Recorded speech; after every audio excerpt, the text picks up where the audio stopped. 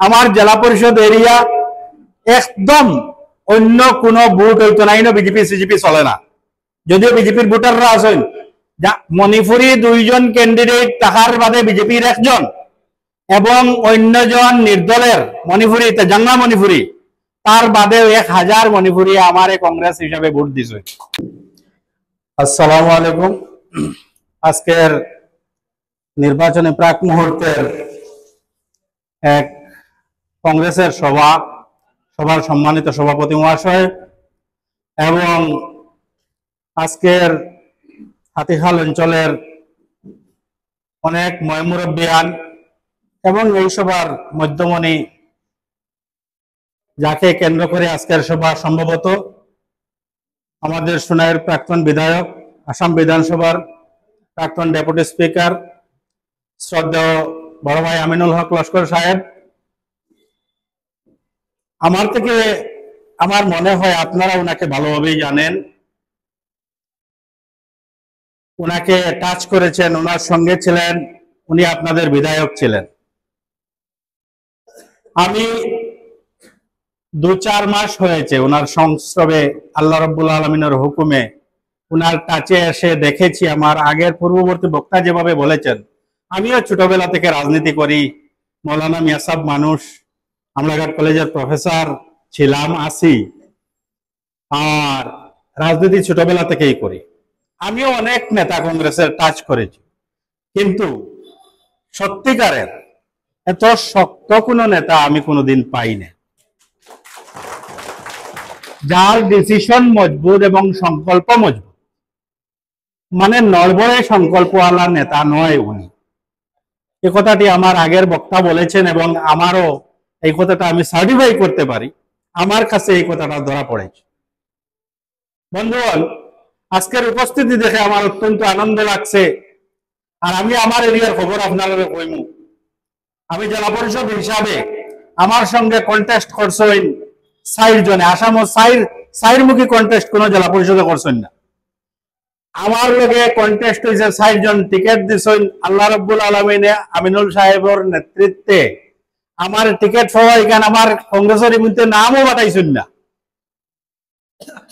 ও নেতা যার সামনে দাঁড়িয়ে আমি আপনারা হইয়া নাম ব্লক তাকিয়ে মন্ডল তাকিয়ে কোনোকে ফাটাইছেন না।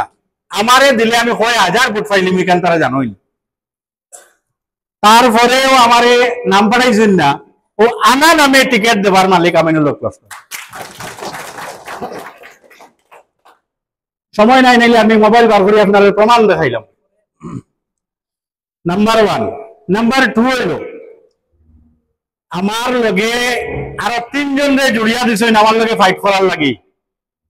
আর এক বাগর বাচ্চা লগে পাইছিলাম আমি, সারাই গিয়া মই দিলাইছেন আমার এরিয়া, কুল কিনারা করতে পারছেন না। ইনশাল্লাহ তান বক্তব্য তো সারা উড়িয়া গেছেন। আমি জিতে গেছি আপনারা। শক্ত নেতৃত্ব, শক্ত ছাত্রীর তলে যদি দাঁড়াই, তাহলে বড় বৃষ্টি হইলেও গা বিজিত না। আর 50 টাকি ছাত্রী যেটা এটার তলে যদি আপনি দাঁড়ায়, এটা লেউরি বাতাসে উড়ে বেরিয়ে জায়গা জায়গা না, ছাত্রীর উল্টাবাজি হবারই জায়গা। দয়া করি, অত্যন্ত ভালো লাগছে। আশা করি পরবর্তীতে যথেষ্ট আরো মিটিং মজলিস হইব। আজকের উপস্থিতি দেখি আমার মনে শক্তি পাইছে।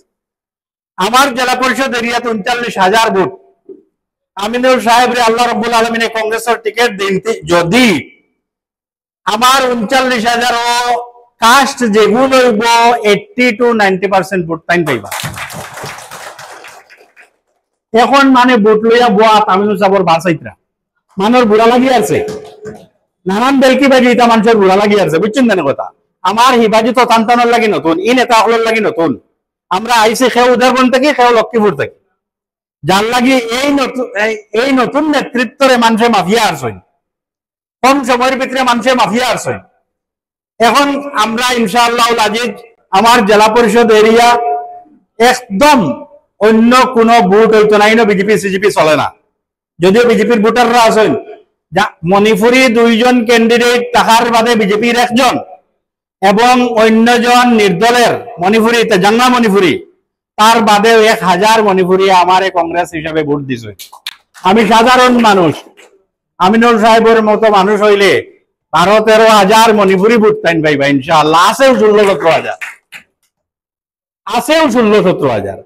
আমরা দেশের মণিপুরীরা কংগ্রেস করে, বাঙালি মুসলিমরা কংগ্রেস করে। আমি একটা ইনফরমেশন জাস্ট আপনারা দিয়ার, আমার সাইডটা কি আপনি খবরটা হওয়ার লাগিয়া এর লাগে শিবপুর বাসকান্দি জেলা পরিষদে 100% সাপোর্ট করবো আমিনুল হক লস্কর সাহেব, এবং বাকি যে 2-3 জন জেলা পরিষদ আছেন, আরো 3 জন আছেন, 2 জন তো নিষাদ পাইবা, কোনো কন্টেস্ট হইতো না আসামের ভিতরে। আমিনুল হক লস্কর সাহেব মোর দেন 1 লাখ ভোট পাইবা ইনশাআল্লাহ।